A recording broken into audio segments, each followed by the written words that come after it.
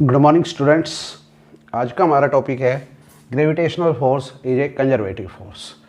यहाँ हमको ये साबित करना है कि ग्रेविटेशनल फोर्स जो है वो कंजर्वेटिव फोर्स होता है। ये हमको प्रूव करना है। ओके, तो ये मोस्ट इम्पोर्टेंट है, कर लेना इसको। तो ये साबित करने के लिए कि ग्रेविटेशनल फोर्स कंजर्वेटिव फोर्स होता है, आपको पहले कंजर्वेटिव फोर्स का पता होना चाहिए कि कंजर्वेटिव फोर्स क्या होता है।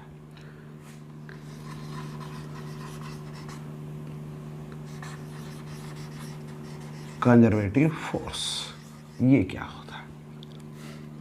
देखिए, ये ए पॉइंट है, ये बी पॉइंट है, और किसी बॉडी को आप ए से बी पर मूव कराना चाह रहे हो तो आप ऐसे भी मूव करा सकते हो, आप ऐसे भी मूव करा सकते हो, आप ऐसे भी मूव करा सकते हो, आप पाथ 1 से भी मूव करा सकते हो, पाथ 2 से भी मूव करा सकते हो, पाथ 3 से भी मूव करा सकते हो। एक पॉइंट से दूसरे पॉइंट तक आप बॉडी को किसी भी तरीके से मूव करा सकते हो। आपके और भी पाथ हो सकते हैं, मैंने केवल 3 लिए। और जाहिर सी बात है, जब बॉडी को आप एक पॉइंट से दूसरे पॉइंट के ऊपर मूव कराओगे तो वर्क डन भी होगा। अब मान लीजिए अगर आप इस पाथ से जाते हो, 1 से जाते हो, तो उस दौरान आपका जो वर्क डन है वो W1 है। 2 पाथ से जाते हो तो आपका वर्क डन W2 है। 3 पाथ से जाते हो तो आपका वर्क डन W3 है। और अगर आपका work done W1 equal to W2 equal to W3 आ जाए, यानी चाहे आप इस पाथ से जाएं, चाहे इस पाथ से जाएं, चाहे इस पाथ से जाएं, वर्क डन उतना ही रहे, तो यहाँ क्या देखने को मिल रहा है कि वर्क डन इनिशियल और फाइनल पॉइंट के ऊपर निर्भर कर रहा है। पाथ जो बॉडी जो पाथ फॉलो कर रही है उसके ऊपर निर्भर नहीं कर रहा है। बॉडी चाहे किसी भी रास्ते से जाए, कोई फर्क नहीं पड़ रहा है, केवल इनिशियल और फाइनल पॉइंट के ऊपर ही वर्क डन निर्भर कर रहा है। अब ये फोर्स जो भी अब ये वर्क डन जो भी फोर्स कर रहा था या जिस भी फोर्स के विरुद्ध हो रहा था, ये वर्क डन जो भी फोर्स कर रहा था या जिस भी फोर्स के विरुद्ध हो रहा था, वो फोर्स क्या होता है? Conservative force. भाई वर्क डन अपने आप तो होगा नहीं, कोई फोर्स कर रहा होगा या किसी फोर्स के विरुद्ध हो रहा होगा, तो जो भी फोर्स था या जिसके भी विरुद्ध ये वर्क डन हुआ था, वो फोर्स क्या है? Conservative force. तो आपको समझ में आया होगा कि कंजर्वेटिव फोर्स क्या होता है। कंजर्वेटिव फोर्स वो फोर्स होता है जिसके द्वारा या जिसके विरुद्ध किया गया काम केवल इनिशियल और फाइनल पॉइंट के ऊपर निर्भर करता है। ओके, क्योंकि ये समझना बेहद जरूरी था कंजर्वेटिव फोर्स क्या होता है।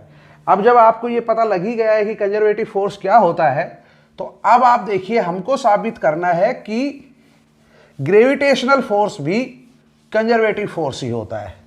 ग्रेविटेशनल फोर्स भी कंजर्वेटिव फोर्स ही होता है। तो इसका मतलब ग्रेविटेशनल फोर्स में भी ऐसा ही होना चाहिए। ग्रेविटेशनल फोर्स के द्वारा या ग्रेविटेशनल फोर्स के विरुद्ध किया गया काम इनिशियल और फाइनल पोजीशन पर निर्भर करना चाहिए। बस इतना सा प्रूव करना है। ग्रेविटेशनल फोर्स के द्वारा या ग्रेविटेशनल फोर्स के विरुद्ध किया गया काम केवल इनिशियल और फाइनल पॉइंट के ऊपर निर्भर करता है। ये हम लोगों को यहां पे साबित करना है। क्लियर? तो चलिए अब हम यहां work done against gravitational force देखते हैं, क्योंकि ग्रेविटेशनल फोर्स के द्वारा भी देख सकते हो और ग्रेविटेशनल फोर्स के अगेंस्ट भी देख सकते हो। तो यहां हम क्या देखेंगे? Work done against gravitational force in moving a body of mass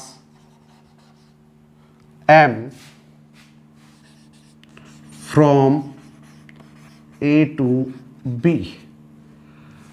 हम यहां वर्क डन देखेंगे against gravitational force in moving a body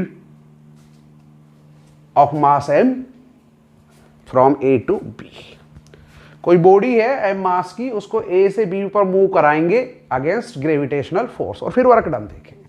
तो यहाँ डिफरेंट तरीके से कर सकते हैं। देखिए ये पॉइंट आपका ए पॉइंट है, ये पॉइंट आपका बी पॉइंट है, और ये जो डिस्टेंस है दोनों के बीच में ये मान लेते हैं एच है। आपकी बॉडी जो है वो यहाँ पे है, बॉडी का मास एम है, तो बॉडी का मास एम होगा तो बॉडी के ऊपर वेट कितना, बॉडी का वेट कितना होगा एम जी, और जो बॉडी का जो वेट होगा वो क्या करेगा, डाउनवर्ड एक्ट करेगा। आपकी बॉडी जो है एम मास की वो ए पॉइंट पे है, तो वेट हो गया उसका एम जी, और ये डाउनवर्ड एक्ट करेगा। अब आप इस बॉडी को, एम मास की बॉडी को ए से उठा के बी पे ले जाना चाहते हैं, यानी कितना राइज करना चाहते हैं उसकी हाइट एच, तो फिर वर्क डन कितना होगा वो देखना है। तो बॉडी अपने आप तो जाएगी नहीं, अब बॉडी को ए से बी पे ले जाने के लिए आप क्या करेंगे, फोर्स लगाएंगे ऊपर की तरफ, और ये जो फोर्स लगाएंगे ये एट लीस्ट बॉडी के वेट के बराबर होना चाहिए, कम से कम होना चाहिए। तो यहाँ जो आप फोर्स यूज करोगे वो कम से कम mg के बराबर होना चाहिए। और यहाँ देखिए आप बॉडी को जब ये फोर्स लगा के ऊपर की तरफ उठाएंगे तो किसके विरुद्ध काम कर रहे हैं आप, अगेंस्ट ग्रेविटेशनल फोर्स। क्यों, क्योंकि बॉडी पे जो ग्रेविटेशनल फोर्स है वो किधर लग रहा है, नीचे की तरफ लग रहा है ग्रेविटेशनल फोर्स, और आप बॉडी को ऊपर की तरफ ले जा रहे हैं। तो यहाँ क्या हो रहा है, work done against gravitational force. यहाँ पे क्या हो रहा है, work done against gravitational force. तो चलिए देखते हैं, एक एम मास की बॉडी उसको ए से बी के ऊपर लेके जा रहे हैं तो वर्क डन कितना होगा। तो चलिए यहाँ पे वर्क डन जो है वो W1 मान लेता हूं, और वर्क डन का जो फार्मूला है वो आप जानते हो, वो होता है फोर्स और डिस्टेंस का डॉट प्रोडक्ट। तो फोर्स यहाँ पे F लग रहा है बॉडी के ऊपर, और डिस्टेंस कितनी राइज करेंगे आप, या कितनी है डिस्टेंस यहाँ पे H, तो F डॉट H इन दोनों का डॉट प्रोडक्ट होगा। तो देखिए करते हैं क्या होगा, इसको ऐसे भी लिखा जा सकता है, देखिए इसका मैग्नीट्यूड, इसका मैग्नीट्यूड और कोस और इन दोनों के बीच का एंगल। तो देखिए हाइट h भी उधर ही है, बॉडी भी उधर ही जा रही है, और फोर्स भी आप उधर ही लगा रहे हैं, तो एंगल कितना हुआ दोनों के बीच में, 0। तो इस तरीके से आप देखेंगे तो वर्क डन W1 आपका कितना आ रहा है, F की जगह तो आपका आ गया mg, और ये h है ही, और cos 0। अब यहां समझने वाली बात यह है कि cos 0 जो है, cos 0 उसकी वैल्यू 1 होती है। तो फिर ये कितना हो जाएगा W1 आपका mgh। तो हमने एक तरीके से देख लिया है, ए से बी पर बॉडी को ले जाएंगे तो वर्क डन कितना होगा, mgh। चलिए दूसरा देखते हैं, ये ए पॉइंट है आपका, ये आपका बी पॉइंट है, हाइट अभी भी उतनी ही है, और बॉडी को ए से बी पे ले जाना है, लेकिन ऐसे नहीं ले जा रहे हैं, इस बार ऐसे ले जा रहे हैं। बॉडी आपकी यहाँ पे है, यहाँ से वहाँ ले जाएंगे, यानी ऐसे ए से बी पे नहीं ले जाएंगे, सी से बी पे ले जाएंगे, बट हाइट तो उतनी ही बनेगी ना, एच हाइट तक ही लेके गए ना। मेन चीज तो वही है कि हमने बॉडी कितने हाइट तक लेके गए, एच हाइट तक ही लेके गए, तो सी से बी पे ले जाएंगे, इसका मतलब यही है कि हम ए से बी पे लेके गए। तो चलिए मान लेते हैं ये एंगल कितना है, थीटा है। अब देखिए यहाँ क्या होगा कि बॉडी जो है, मान लीजिए ये आपकी बॉडी है, ये बॉडी है, तो अब इसका देखो एम मास की बॉडी है तो वेट तो अब भी इसका नीचे की तरफ ही लगेगा, mg जो इसका वेट है वो नीचे की तरफ ही लगेगा। वेट किसी भी बॉडी का जो होता है वो सदा ही डाउनवर्ड डायरेक्शन में होता है, क्लियर। हर बॉडी का वेट एक्ट किधर करता है, टुवर्ड्स डाउनवर्ड। तो यहां इस बॉडी का वेट भी किधर होगा, डाउनवर्ड ही होगा, नीचे की तरफ। और न्यूटन की थर्ड लॉ के अनुसार नॉर्मल रिएक्शन भी होगी, और वो नॉर्मल रिएक्शन होती है जो दोनों की जो सरफेस है दोनों बॉडी की उसके परपेंडिकुलर। तो ये नॉर्मल रिएक्शन आर होगी यहाँ पे। अब आपके जो mg है ना, देखिए ये एंगल थीटा था तो ये भी कितना होगा, थीटा ही होगा। अब आपका mg जो है इसके रेक्टेंगुलर कंपोनेंट होंगे, इसका एक रेक्टेंगुलर कंपोनेंट तो आर के अपोजिट डायरेक्शन में जाएगा और एक आएगा इधर। अब देखो जो थीटा है ना, थीटा वाली डायरेक्शन उधर क्या आएगा, कोस थीटा, तो इधर कितना कंपोनेंट बनेगा, mg cos theta. Clear? mg cos theta. इसको थोड़ा ढंग से देखना है। दरअसल ये थीटा एंगल ये नहीं बन रहा है, थोड़ा गलत हो गया है। ये एंगल नहीं बनेगा। जब ये थीटा है तो आपका थीटा एंगल जो है वो ये बनेगा, और वो थीटा होगा तो इधर भी mg आएगा कंपोनेंट, इधर भी mg आएगा, लेकिन थीटा उधर आएगा कोस थीटा और इधर आएगा साइन थीटा। तो जो आपका mg था उसके रेक्टेंगुलर कंपोनेंट हो गए, एक इधर हो गया mg साइन थीटा, एक उधर हो गया mg कोस थीटा। क्लियर? अब क्या होगा, यहां आपका r और mg ये तो अपोजिट डायरेक्शन में लग रहे हैं, तो ये क्या कर देंगे एक दूसरे को balance, r equal to mg हो गया। बॉडी पे जो डाउनवर्ड फोर्स लग रहा है वो कितना है, वो है mg साइन थीटा। तो बॉडी को अगर आप ऊपर उठाना चाहते हो इधर, तो फोर्स तो इधर ही लगाओगे आप। तो जो फोर्स आप लगाओगे एटलीस्ट इसके बराबर होना चाहिए, यानी यहां F जो है वो mg साइन थीटा के बराबर होना चाहिए। इतना फोर्स कम से कम आपको लगाना पड़ेगा, तभी ये बॉडी ऊपर की तरफ जाएगी। तो चलिए देखते हैं बॉडी को जब C से B पॉइंट पे ले जाते हैं तो वर्क डन कितना होगा। जब बॉडी को C पॉइंट से B पॉइंट पे ले जाते हैं तो वर्क डन कितना होगा। यहां वर्क डन मैं मान लेता हूं W2। क्लियर? तो ये जो वर्क डन है ये कितना हो जाएगा, ये भी वही फोर्स इनटू डिस्प्लेसमेंट। अब बॉडी पे फोर्स कितना लग रहा है F, तो इसका और जो CB जो है, ये डिस्टेंस तो CB है ना, CB इसका डॉट प्रोडक्ट। अब ये कितना आ जाएगा, इसका मैग्नीट्यूड, CB का मैग्नीट्यूड, और दोनों के बीच में डॉट है तो क्या आएगा कोस। और अब देखिए CB बॉडी भी उधर ही गई, फोर्स भी उधर ही लग रहा है, तो कोस 0। तो आप W2 को ऐसे भी लिख सकते हो F CB, और कोस 0 की वैल्यू तो 1 होती है, तो इतना ही लिखोगे आप। अब आप F की वैल्यू रखोगे तो F की वैल्यू कितनी है, देखिए mg sine theta, mg sine theta into CB। तो आप ऐसे भी लिख सकते हो W2 mg into sine theta की वैल्यू इसमें से निकाले। देखो ये जो है डायग्राम, इसमें से साइन थीटा की वैल्यू निकाल। तो ट्रायंगल थी आपकी कौन सी, ABC, और थीटा एंगल ये है, तो साइन थीटा क्या होगा, वो होता है परपेंडिकुलर अपॉन हाइपोटेन्यूज। तो यहां से अगर देखोगे इसमें तो साइन थीटा कितना होगा, परपेंडिकुलर कितना है देखिए AB, हाइपोटेन्यूज कितना है CB, तो साइन थीटा हो गया AB अपॉन CB। तो यहां आ जाएगा AB अपॉन CB, और ये भी CB ही है, CB से CB कैंसिल, तो ये कितना आ जाएगा mg AB, और mg AB कितना है आपको दिख ही रहा है, कितना है h। तो ये हो गया आपका W2। तो मैं बॉडी को A से B पे सीधा लेके गया, तब W1 वर्क डन आ रहा था। जब मैं बॉडी को C से B पे लेके गया तब W2 वर्क डन आ रहा है। दो तरीके से हमने देख लिया, आप कितने भी तरीके से देख सकते हो, दो तरीके से हम देख चुके हैं, आप कितने भी तरीके से देख सकते हो। जो रिजल्ट है मैं वो मेंशन कर देता हूं ताकि आप बाद में भूले नहीं। आप जरा ध्यान से देखना, आपका W1 कितना आ रहा है mgh, आपका W2 कितना आ रहा है mgh। चलिए W3 और निकाल के देखते हैं कितना आता है।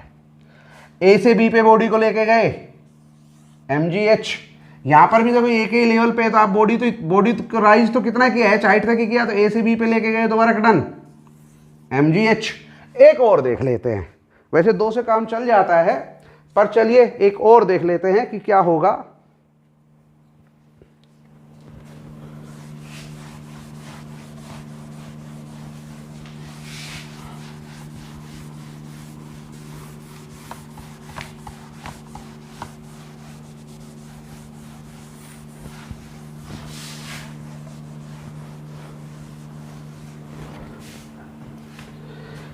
चलिए इस बार भी बॉडी को A से B पे ही लेके जाएंगे हम,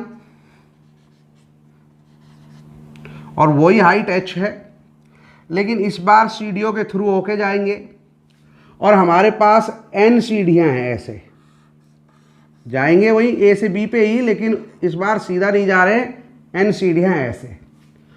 और एक सीढ़ी की जो हाइट है वो h डैश है, और ये जो है सीढ़ी की ऐसे हॉरिजॉन्टल लेंथ एक सीढ़ी की वो एक्स है।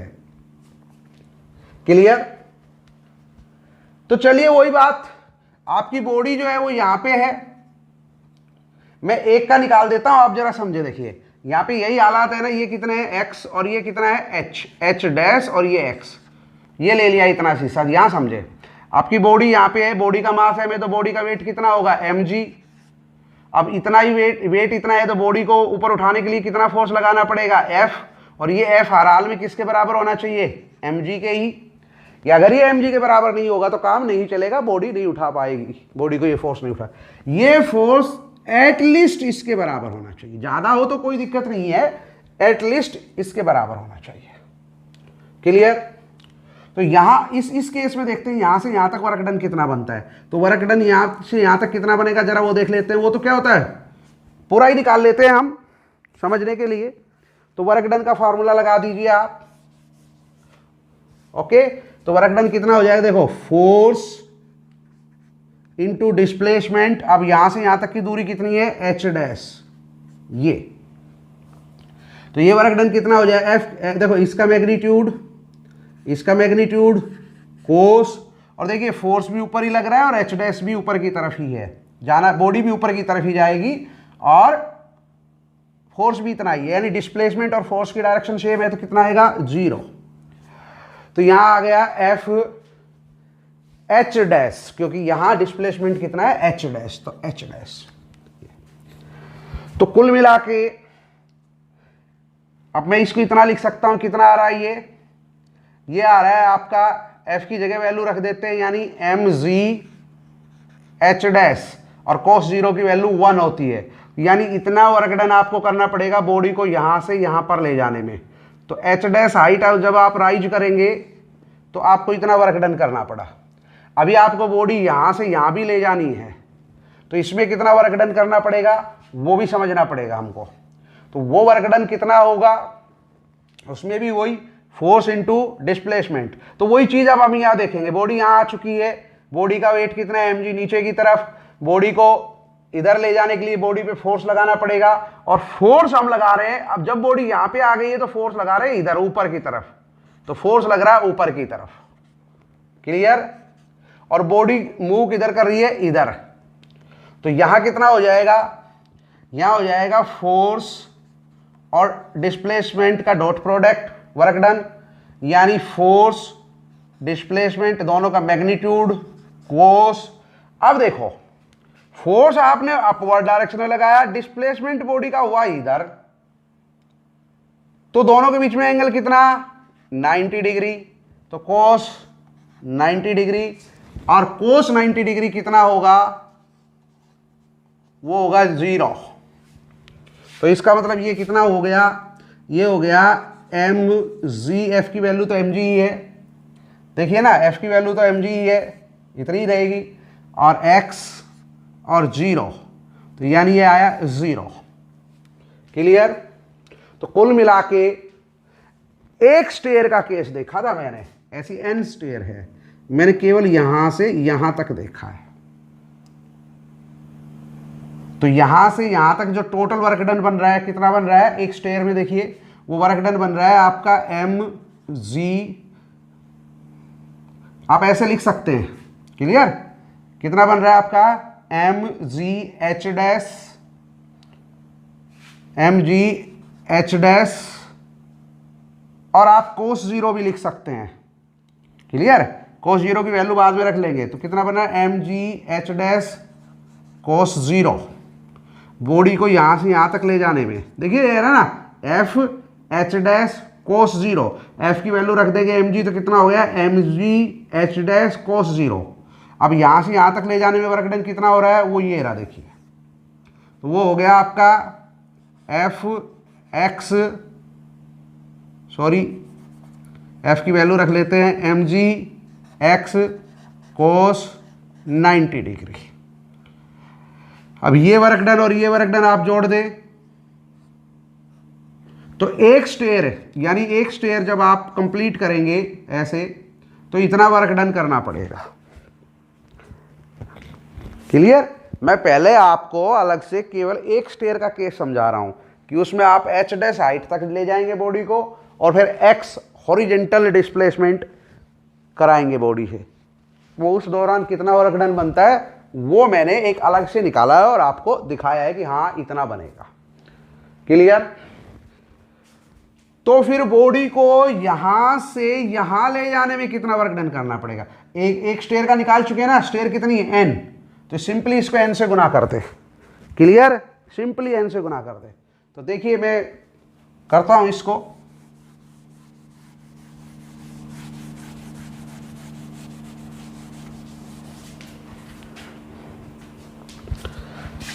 इसको आप n से गुना कर दें तो ये हो जाएगा वर्क डन आपका W3 इस पॉइंट से इस पॉइंट तक बॉडी को ले जाने में, यानी वही h हाइट तक बॉडी को राइज करने में।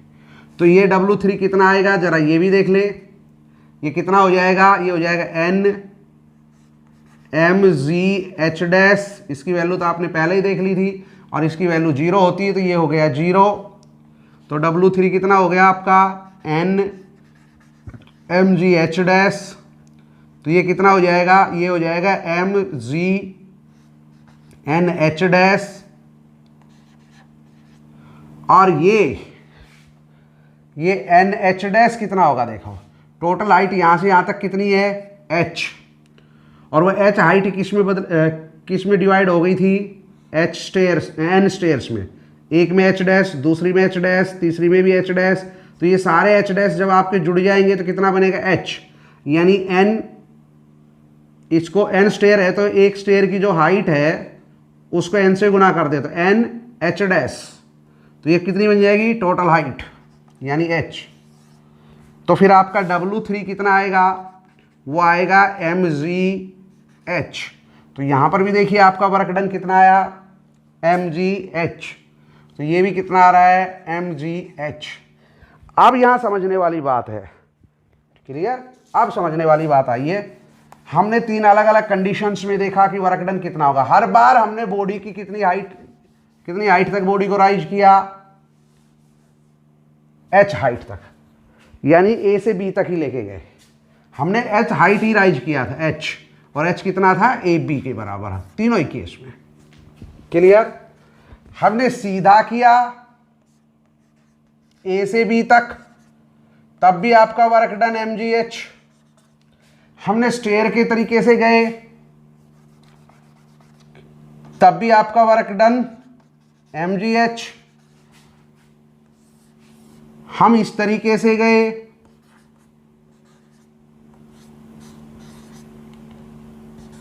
तब भी आपका वर्क डन mgh। यानी a से b पर आप किसी भी तरीके से गए, इस तरीके से गए, इस तरीके से गए, उस तरीके से गए, हर बार आपका वर्क डन mgh निकल के आया। तो यहां क्या निकल के आ रहा है? W1, W2 और W3 बराबर है। यानी यहां जो वर्क डन है वो केवल किस पे निर्भर कर रहा है? इनिशियल पॉइंट और फाइनल पॉइंट पे, इनिशियल पॉइंट और फाइनल पॉइंट पे, इनिशियल पॉइंट और फाइनल पॉइंट पे। तो यहां जो वर्क डन हुआ है वो केवल इनिशियल और फाइनल पॉइंट के ऊपर निर्भर कर रहा है। पाथ फॉलोड बाय बॉडी जो है उस पर निर्भर नहीं कर रहा। बॉडी ने चाहे कोई भी पाथ फॉलो किया, तीनों पाथ दिख रहे हैं आपको, बॉडी ने चाहे कोई भी पाथ फॉलो किया, वर्क डन तीनों ही केस में बराबर आया। क्लियर? अब ये वर्क डन किसके अगेंस्ट हो रहा था? देखिए किसके अगेंस्ट हो रहा था? ग्रेविटेशनल फोर्स के। तो यहां work done against gravitational force किस पे निर्भर कर रहा है? केवल इनिशियल और फाइनल पॉइंट के ऊपर। तो इसका मतलब ग्रेविटेशनल फोर्स कैसा है? कंजर्वेटिव फोर्स है।